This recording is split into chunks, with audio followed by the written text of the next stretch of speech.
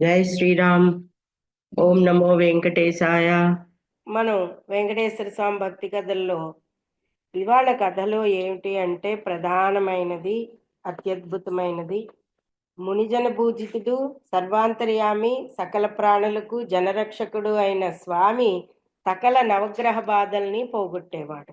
అటువంటి వెంకటేశ్వర స్వామి శ్రీ భూ నీలా సమేతంగా మనకి దర్శనమిస్తూ మనకి అన్ని విషయాలలోనూ కూడా మనల్ని ముందుండి నడిపిస్తున్నాడు స్వామి. ఆయన భక్తజన పోషకుడు. అన్ని యుగాల్లోనూ కూడా భూలోకంలో వెలవడం అనేది మన అదృష్టంగా మనం భావించుకోవాలి. అలాంటి గొల్లవాడు అనేక తన యొక్క భక్తిని వెంకటేశ్వర స్వామి మీద ఎలా చూపించాడు, తన గురువుగారు ఏం చెప్తే తాను ఎలా చేశాడా గొల్ల పిల్లవాడు అన్నది ఒకటి తెలుసుకుందాం. ఇది గొల్ల భక్తి కాదండి, అది మొన్న తెలుసుకున్నాం మనం. ఈ గొల్లవాడు వేరు. కిరీటం వజ్ర కిరీటం వదనం శశివర్ణ ప్రకాశం పాలే కస్తూరి శ్రీగంధ తిలకం కర్ణం వజ్రకుండల శోభితం నాసికా సువాసికా పుష్పదళం నయనే శశిమండల ప్రకాశం కంఠే సువర్ణ పుష్పమాలాలంకృతం హృదయే శ్రీనివాస మందిరం కరం కరుణాభయసాగరం భుజే శంఖ చక్ర గదాధరం సువర్ణ యజ్ఞోపవీత భూషణం సర్వాంగే స్వర్ణ పీతాంబరధరం సర్వపాదం పరమానందరూపం సర్వపాప నివారితం సర్వం స్వర్ణమయం శ్రీ వెంకటేశ శ్రీ తిరుమలేశ శ్రీ శ్రీనివాస నమామ్యాం. ఏడుకొండలవాడ వెంకటరమణ గోవింద గోవింద గోవింద గోవింద. నిశ్చల భక్తే జీవన్ముక్తి. మనం ఇదివరకు కూడా ఒక గొల్లపిల్లవాడి కథ తెలుసుకున్నాం.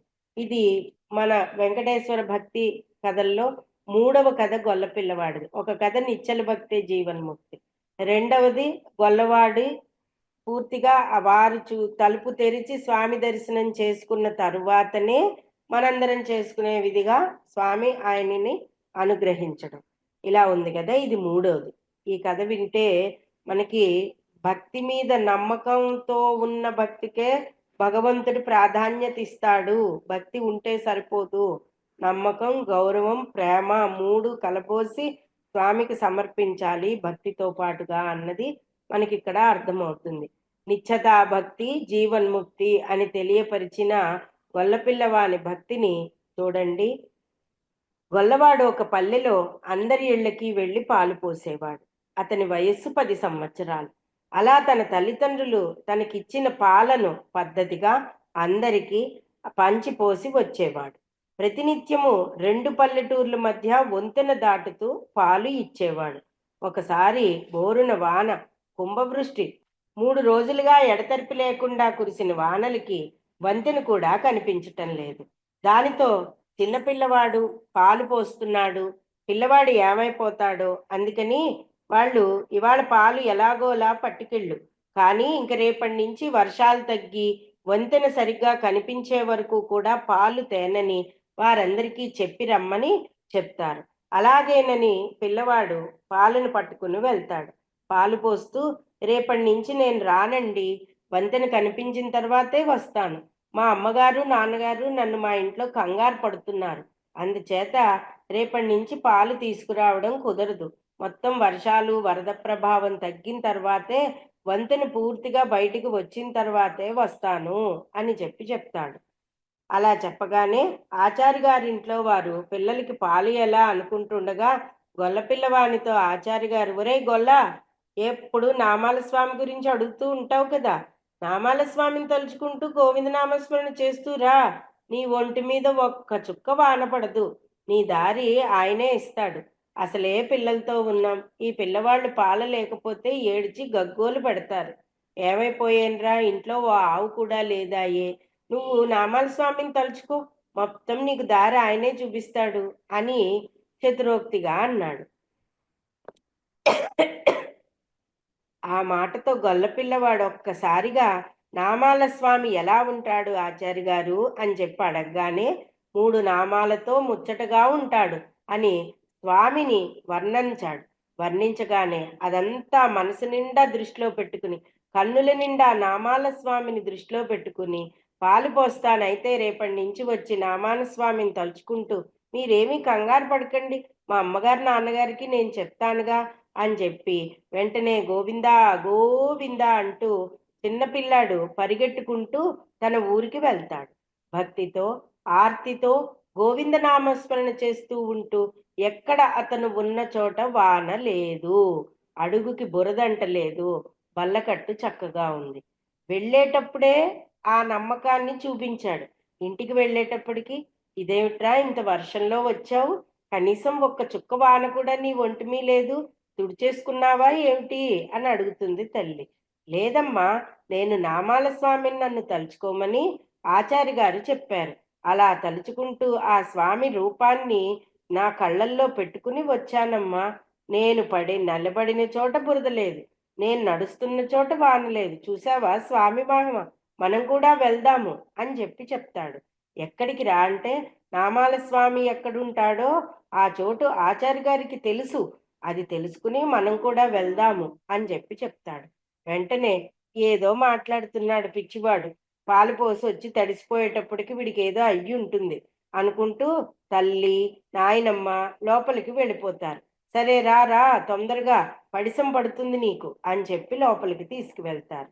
మర్నాడు పాలు పితుకుతుంటే ఇవాళ ఈ పాలన్నీ ఏం చెయ్యాలి, ఓ పక్క బోరున వానంటే అమ్మ మీకేం భయం లేదు, నిన్న నేను నామాల స్వామిని తలుచుకుని వచ్చేటప్పుడు ఒక్క చుక్క వాన లేదా, ఇవాళ కూడా అలాగే పోచొస్తాను. పాపం ఆచార్య గారింట్లో పిల్లలు ఆకలితో ఏడుస్తారనగానే నీకేమైనా పిచ్చి పట్టిందేమిట్రా ఈ నామాల స్వామి అంటూను, ఇంకా నయ్యం, నువ్వు ఆగు, లోపలికి వెళ్ళని కేకలేస్తారు తల్లిదండ్రులు పెద్దవాళ్ళు. అయినా సరే ఏమాత్రం వినకుండా పాలకడాయిలని తన చేత్తో పట్టుకుని వామనుడిలాగా ఒక గుబ్బగొడుగుతో మొత్తం బయలుదేరాడు. వస్తున్నవాడు వామనావతారంలో ఉన్న విష్ణుమూర్తిలాగా అనిపించాడు ఆచార్య గారికి. విచిత్రం, ఎక్కడా ఒక చుక్క వాన లేదు, తను నడుస్తున్న చోట చక్కటి రహదారి, ఎక్కడా తన కాలికి బురద అంటటం లేదు. ఇటు బయలుదేరుతున్న తల్లిదండ్రులు చూసి ఆశ్చర్యపోయారు, అటు దగ్గరగా వస్తున్నప్పుడు పల్లెటూరు జనం అందరూ కూడా చూసి ఆశ్చర్యపోయారు. ఇదేమిటి అని చెప్పి ఆశ్చర్యపడుతుండగా ఊరు వారందరూ కూడా చూస్తుండగానే గొల్లవాడు స్మరించి ఒక్కసారి నిశ్శబ్ద వాతావరణంలో అందరూ ఆశ్చర్యపోయి గొల్లవాడిని ఒక వామన రూపంలో చూస్తూ ఉన్నప్పుడు వెంటనే ఆ నిశ్శబ్ద వాతావరణంలోంచి గోవింద గోవింద గోవింద గోవింద గోవింద గోవింద అంటూ సన్న నామస్మరణ చేస్తూ బల్లకట్టు దిగుతున్న గొల్లవాడిని చూస్తారు ఊరందరూ. అంతే, వాళ్ళు తెలియకుండానే, వాళ్లకు కూడా తెలియకుండానే వారి నోటి నుంచి గోవింద నామస్మరణ అత్యద్భుతంగా వచ్చింది. ఈ కలియుగంలోనండి నవవిధ భక్తి మార్గాలలో అత్యంత ప్రధానమైనది నామస్మరణే. నామస్మరణే ధన్యోపాయం. మీరు ఎన్ని హోమాలు ఎన్ని పూజలు ఏం చేసినా కూడా కలియుగ జనులందరికీ కూడా ప్రధానమైనది కావలసినది దైవ నామస్మరణ. ఎందుకు మన బుద్ధి ఎప్పుడు పెడదవ పడుతుందో ఎవ్వరికీ తెలియదు. అందుకని కలియుగ జనులకు కలిదోష అంటకుండా ఉండి ఆ కలి ప్రభావం బుద్ధి పెడదవ పట్టకుండా ఉండడానికి ఎప్పుడూ కూడా మనకి చెప్పింది తులసీదాస్, మన్మే రామ్ ఆత్మే కామ్. ఒక పని చేసుకుంటూ కూడా భగవన్ నామస్మరణ చేయాలి. నవవిధ భక్తి మార్గాల్లో కూడా శరణు ఘోషకి అత్యంత ప్రత్యేక స్థానం ఉంది. ఒక అయ్యప్పని చూడండి, స్వామియే శరణమయ్యప్పని అనగానే అతను ఆనంద పులకాంకికుడు అయిపోతాడట. అలాగే వెంకటేశ్వర స్వామిని గోవింద గోవింద, దుర్గామాతని జై భవానీ మాత అని ఎప్పుడు కూడా ఘోష ఘోష, శరణు ఘోష, శరణు ఘోష, దైవనామ ఘోష ఎవరైతే చేస్తారో అక్కడ భగవంతుడు మనతో కూర్చుని ఉంటాడు అని ఇక్కడ ఈ కథలో మనకి అర్థమవుతోంది. నమ్మిన వారిని అంత ప్రేమతో భక్తితో కొలిచిన వారికి కొంగు బంగారమై ఆదుకుంటాడు ఆ వెంకటేశ్వరుడు. అంతా చూస్తున్న ఆచార్య గారికి అలవోగగా నేను చెప్పిన మాటలు ఇంత గట్టిగా తీసుకున్న గొల్లవాని భక్తికి చేతులెత్తి నమస్కరించారు ఆచార్యుల వారు. ఒరే, ఎంత సాహసం చేశావురా అంటే, మీరే కదా స్వామి చెప్పారు స్వామి నామస్మరణ చెయ్యమని. పిల్లలు ఆకలితో ఉన్నారేమో, ఇప్పటికే ఆలస్యమైంది, కడుపు నిండా పాలు పట్టండి అని చెప్పాడు ఆ గొల్లవాడు. అందుకనే నారాయణుని లీలలు అమృతములండి. ఆ అమృతమూర్తి కరుణా కటాక్షములు ఎల్లవేళలా అందరిపై ఉండాలని కోరుతూ ఈనాటి అధ్యాయాన్ని ముగిద్దాం. గోవిందా గోవింద, గోవిందా గోవింద. ఇది భగవత్ తత్వం అర్థమైంది. మనకి 9 విధాల భక్తి మార్గాలు చెప్పారు. అందులో దృశ్యం, శ్రవణం, లిఖితపూర్వకంగా భజనలు, పాటలు, హరికథా కాలక్షేపాలు, ఎప్పుడూ కూడా నగర సంకీర్తనలు, సభలు, సమావేశాల ద్వారా భగవన్నారాయణ్ణి కొలవడం, అనేక రూపాలలో ఏ రూపం నీకు నచ్చితే ఆ రూపాన్ని తీసుకుని సేవించుకో అనే చెప్పారే తప్ప, భగవంతుడి యొక్క అనుగ్రహం కలగడానికి ప్రత్యేకంగా ఉగ్రదేవతారాధనలంటూ ఏదీ చెప్పలేదు. ఉగ్రదేవతారాధనలు కేవలము మనిషికి అప్పటికప్పుడికే, అవి ఎక్కడైనా సరిగ్గా చెయ్యలేదా అవి దొర్లి మళ్ళా మనకే తగులుతాయి. ప్రశాంత వాతావరణాన్ని మన మనసు నిండా ఏర్పరచుకుని నామస్మరణకి కావలసింది ఏమిటండి? కాస్తంత మనసు ప్రశాంతత. దానితో గానక చేసుకుని ఉంటే మీకు ప్రశాంతత లేనప్పుడు కూడా నామస్మరణ చేయండి, ఆటోమేటిక్గా ప్రశాంతత వస్తుంది. కాబట్టి ప్రతి ఒక్కరూ కూడా నామస్మరణే ధన్యోపాయం నహి పశ్యామి భవతరణే రామ హరే కృష్ణ హరే హరే రామ రామ రామ హరే హరే హరే కృష్ణ కృష్ణ కృష్ణ హరే హరే. కలిబాధల నివారించే అద్భుత మంత్రం ఏది అంటే ఈ కలియుగంలో హరే రామ హరే కృష్ణ.